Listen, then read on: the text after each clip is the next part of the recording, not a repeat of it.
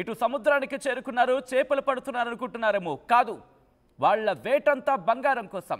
చిన్న పెద్ద తేడా లేకుండా అందరూ కూడా అక్కడికి చేరుకొని వాళ్ళు బంగారం వేట కోసం అక్కడ వాళ్ళు కాపు కాస్తున్న పరిస్థితి మీరు చూస్తున్నారు.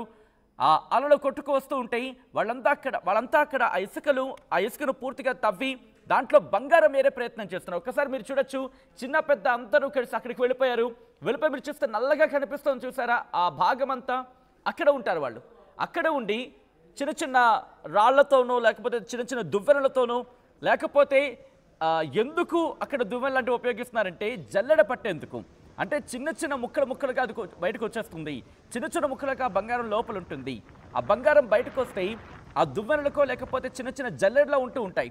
ఇంకా చెప్పాలంటే మనకి చీపురు ఊడ్చేటప్పుడు చాటు ఉంటుంది, ఐడియా ఉందా మీకు? ఆ చాటకి చిన్న చిన్న బెజ్జాలు ఉంటాయి. ఇలాంటివి ఉపయోగిస్తూ ఉంటారు. అక్కడికి వెళ్ళి దాన్ని జల్లెడ పడుతూ ఉంటారు. ఆ ఇసుకనే జల్లెడ పడుతూ ఉంటారు. అంటే ఇసుక వెళ్ళిపోగా ఆ బంగారం కోసం, ఆ ఇసుక వెళ్ళిపోగా బంగారం ఉంటుంది చూసారు, దానికోసం వాళ్ళు జల్లెడ పడుతూ ఉంటారు. అలా జల్లెడ పడుతూ ఉంటారు. కారణం ఏంటంటే ఇటువంటి తుఫానుల సందర్భంలో ఉప్పాడ కావచ్చు, సముద్ర గర్భంలో ఉండిపోయిన ఆ బంగారం లేకపోతే ఆ నాటి వస్తువులు కావచ్చు, లేకపోతే వాటికి సంబంధించి కావచ్చు, ఆ బంగారం కొట్టుకొస్తూ ఉంటుంది అనేది ఒక నమ్మకం. కాకినాడ జిల్లాలోని ఉప్పాడ తీర ప్రాంతంలో ఈ దృశ్యం ఆవిష్కృతమైంది. గత తుఫాను అంటే నిన్న కాక మొన్నొచ్చిన ఆ సైక్లోన్ తుఫాను బీభత్సం తగ్గిన తర్వాత తీరం వెంబడి టన్నుల కొద్ది బంగారం కొట్టుకొస్తున్న నమ్మకంతో స్థానికులు ప్రజలు పెద్ద ఎత్తున ఉప్పాడ తీరానికి చేరుకుంటున్నారు. స్థానికులకు ఆ సమాచారం అందంతో వాళ్ళు అక్కడికి చేరుకున్నారు. బలమైన గాలులు, భారీ అలల కారణంగా సముద్ర గర్భంలో పేరుకుపోయిన వస్తువులు ఒడ్డుకు కొట్టుకొస్తాయని చెప్పి అందులో బంగారు ముక్కలు కూడా ఉంటాయంటూ ప్రజలు బలంగా నమ్ముతూ ఉంటారు. తీర ప్రాంతంలో నివసించే కొందరు స్థానికులు ఇప్పటికీ కొంతమందికి చిన్న చిన్న బంగారం ముక్కలు లేకపోతే గవ్వలు ఇలా రాళ్ళ మధ్య కలిసిపోయిన బంగారు రేణువులు అంటూ ఉంటారు. సాధారణంగా చిన్న చిన్న రేణువులు, బంగారు రేణువులు అవి దొరికాయని చెప్పుకుంటున్న సందర్భం. ఈ విషయాన్ని చుట్టుపక్కల ప్రాంతాలకు పూర్తిగా పాకేస్తుంది. దీంతో ఉప్పాడ తీరం దగ్గర సందడి వాతావరణం నెలకొంది. మీరు చూడొచ్చు, చిన్న పెద్ద అంతా కూడా అక్కడికి చేరుకున్నారు. కుటుంబాలు అక్కడికి చేరుకొని ఆ ఇసుకను జల్లెడ పట్టే ప్రయత్నం చేస్తున్నాయి. తమ అదృష్టాన్ని పరీక్షించుకోవాలని చెప్పి అక్కడికి చేరుకున్నాయి. కొన్ని వందలాది కుటుంబాలు అక్కడికి చేరుకున్న ఆ విజువల్ని మీరు చూడొచ్చు, ఆ ఫ్రేమ్ని మీరు చూడొచ్చు. వాళ్ళంతా కూడా రాళ్ల మధ్యలో, ఆ ఇసుక మధ్యలో, ఆ ఇసుక తినడం మధ్యలో, దాంతోపాటు ఆ అలలు కొట్టుకొచ్చినప్పుడు ఆ ఇసుక మధ్య ఉండిపోయిందా, దాంట్లో ఇవి కొట్టుకొచ్చిందని చెప్పి వాళ్ళు జల్లెడ పడుతూ ఉంటారు. ఉదయం నుంచి సాయంత్రం వరకు తీరం వెంబడి అక్కడ గాలులు వీస్తున్న సందర్భం ఉంది. సముద్రపు ఇసుకను జల్లెడ పట్టడానికి, రాళ్ల సందుల్లో వెతకడానికి ప్రజలు అక్కడ తాపత్రయపడుతున్న విజువల్స్ మీరు చూస్తున్నారు. అయితే దీనికి ఏమైనా హిస్టరీ కావచ్చు, సైంటిఫిక్ ఎవిడెన్సెస్ ఏమైనా ఉన్నాయంటే కనుక ఎటువంటి సైంటిఫిక్ ఎవిడెన్సెస్ కావచ్చు లేకపోతే హిస్టరీ కావచ్చు ఏవీ లేదు దీని వెనకాల.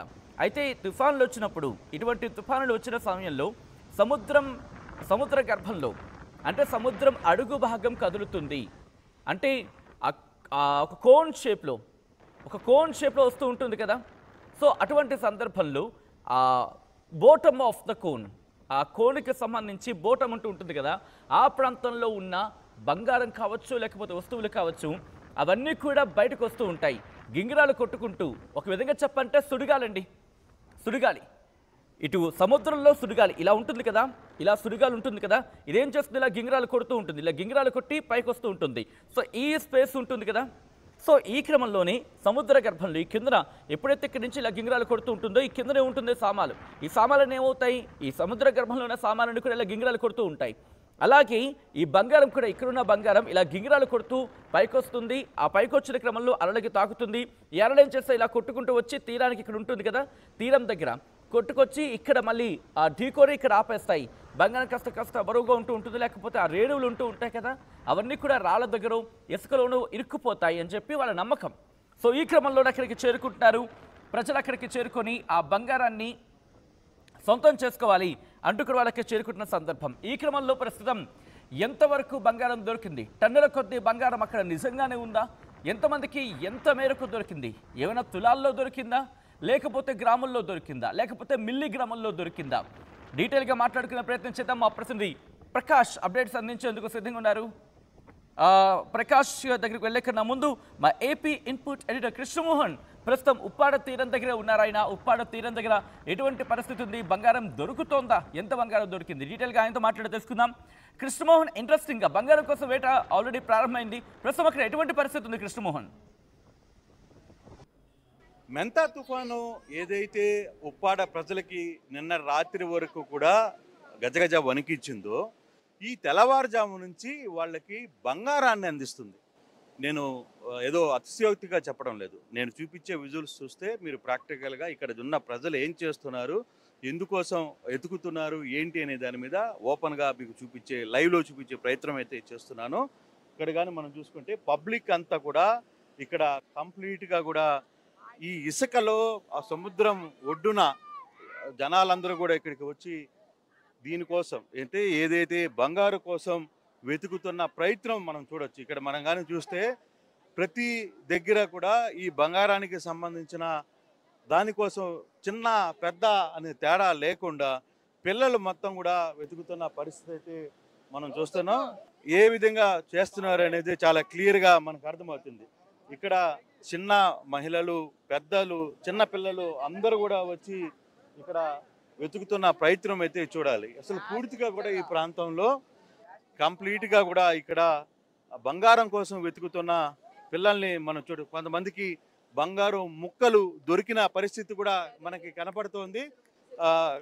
బంగారు ముక్కలు కనపడ్డ పరిస్థితులు కూడా మనకి కనపడుతున్నాయి. సరే, మనం కానీ ఒకసారి కానీ చూసుకుంటే బంగారానికి సంబంధించిన ఆహారంలో మనం ఇక్కడ మనం కానీ చూసుకుంటే పిల్లడు చూపించు, ఒకసారి చూపించమ్మా, నీ ఆస్తులు మేమేం తీసుకోవద్దో.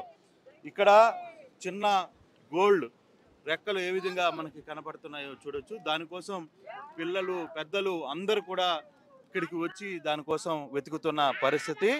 ఇది ప్రతిసారి నీకు ఎన్నిసార్లు దొరికింది ఇట్లా? ఏ బాబు ఇట్రా, ఎన్నిసార్లు దొరికింది? 3 సార్లు. 3 సార్లు దొరికిందా? ఎంత వచ్చాయి డబ్బులు నీకు? బాబు ఎన్నిసార్లు వచ్చారా వాడికి? వీడికి 3 సార్లు వచ్చింది. ఎంత వచ్చినాయి డబ్బులు? తెలీదు. మొత్తం మీద మీరు ఈ పని మీదనే చూస్తారా? అక్కడ ఉన్న వాళ్ళందరూ అదే అండి. అవునా?